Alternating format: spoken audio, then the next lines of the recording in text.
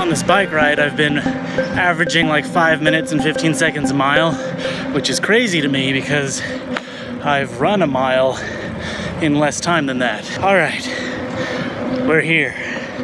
We're at work. I have this friend on Skype whose status says online with Skype Mobile only from Verizon Wireless, but that's objectively false.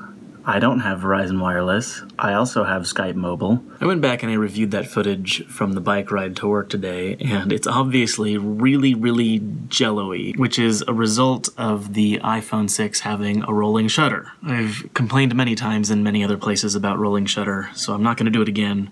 But I talked to Henry a little bit about what he thought I could do to reduce that effect, and he suggested trying to film at a higher frame rate. So I think once I'm done here and I'm biking home, I'm gonna try again, but shooting at 60 frames per second instead of 24. For a while, I was trying to brainstorm a way to mount a some kind of shock absorber or shock dampening system to the bike, and then I could mount my phone to that, but I just wasn't coming up with anything.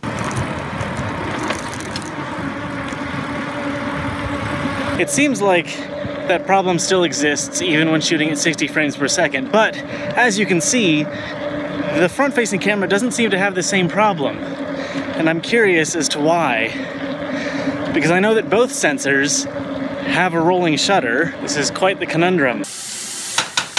Len's making dinner.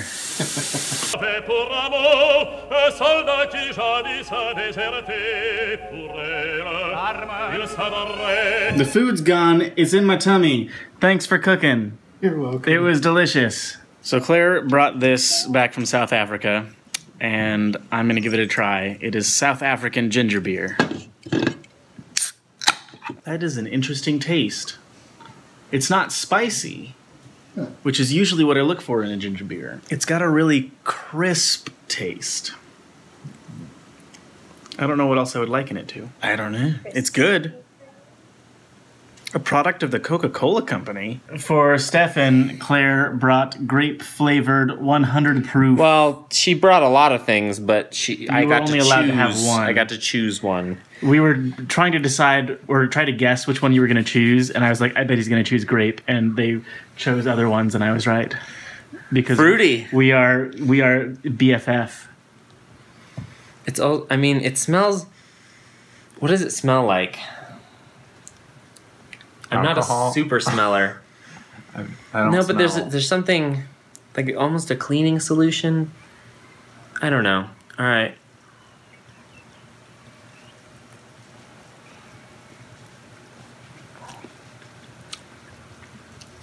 There's almost no grape flavor. It's like Everclear, but only half as strong, which is that's about correct. Because Everclear is like 98% or whatever, and this is 50%. But like the grape is not super. Let me try it again.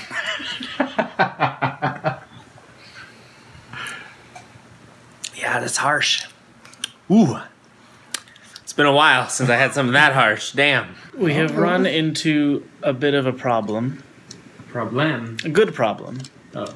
In that there are now more people supporting us on Patreon than can fit in an entire month if we do 2 each on the end screen. Do you want to do 3 per end screen? I think you should design it in a way that it could be... However many you need. Yeah. Have a section where it's a whole side panel that will be special thanks to these people, and you could flip it. So instead of having it where you have to have things move so that if you add a 4th and you have to change it, we just design this one pane that doesn't move, but the actual panel it's on flips. The thing that I'm most worried about is if we keep increasing the number of people that we put on the end screen, it becomes less special for the people who are on the end screen. If you're the only one on there, it's really special. If you're one of 10 people on the end screen, it's still cool, but it is a little bit less so. Yeah, because it would be less cool if Steve commented and was like, thanks to, and then just like 10 people. It would also be more work for Steve. I don't think 3 is too many, but maybe if it gets to the point of 4, you should be like, we're going to change it so that you have to be at this tier instead, and like warn people ahead of time. You could also ask and like mention possible solutions or directly ask. We could do that. That is a thing we could do if we were recording this conversation. Is it being recorded?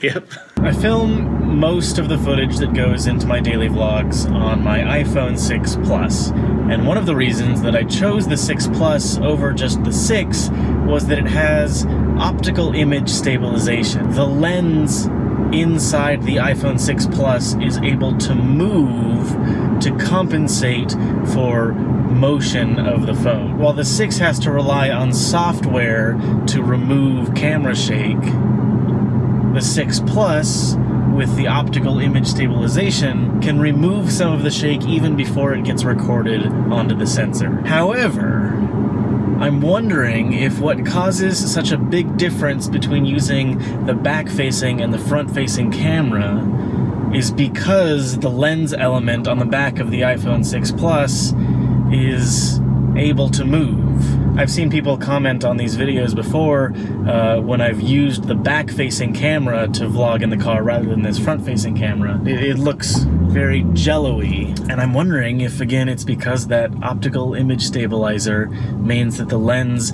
isn't totally completely fixed to the rest of the phone and is able to vibrate maybe separately from the phone. So when you have those small vibrations introduced through, you know, a vibrating car or a bicycle, it causes the lens to go all crazy, resulting in very jello-y footage. That's my current hypothesis, at least. I'd really like to borrow someone's iPhone 6 and test it out on the bike and in the car to see if the problem is still there or if it goes away. But that's for another day.